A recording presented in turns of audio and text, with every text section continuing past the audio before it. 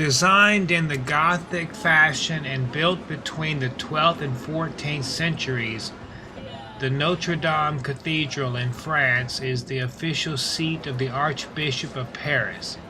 Its architecture is one of the first examples of the use of flying buttresses, and the cathedral also features numerous statues and stained glass windows. Major components that make Notre Dame unique include one of the world's largest organs and its immense church bells. Throughout its history, the cathedral has suffered from vandalism and near destruction, but concerted efforts to preserve its rich history continue today.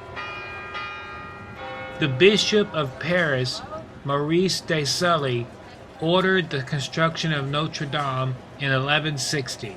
He deemed the church that already stood in the location unworthy of the prestige of his position.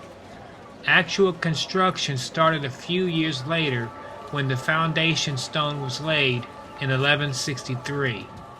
The choir, the first portion of the building to be completed, was consecrated in 1177. The high altar was finished a few years later, in 1182. Maurice de Sully died in 1196 while the cathedral was still being built. Construction continued for years, with many bishops and architects making their mark on the seemingly never-ending building process. The fact that so many people had a part in building Notre Dame is what accounts for its unique and varied design. It wasn't until 1345 that the cathedral was consecrated as complete. Notre Dame de Paris is French for Our Lady of Paris. Notre Dame is over 800 years old.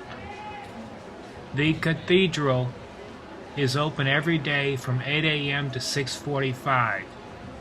Access to the cathedral is open and free of charge every day of the year during the opening hours. In 1238, King Saint Louis bought the Christ's crown of thorns from Constantinople, nowadays Istanbul.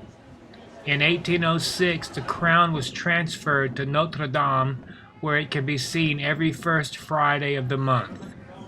At the end of the 1789 French Revolution, Notre Dame had suffered numberless injuries and mutilations.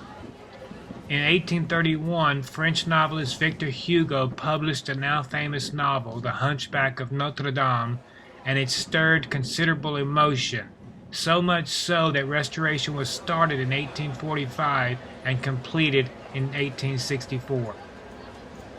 If you would like photos of the cathedral, visit my website, paulmichaels.com.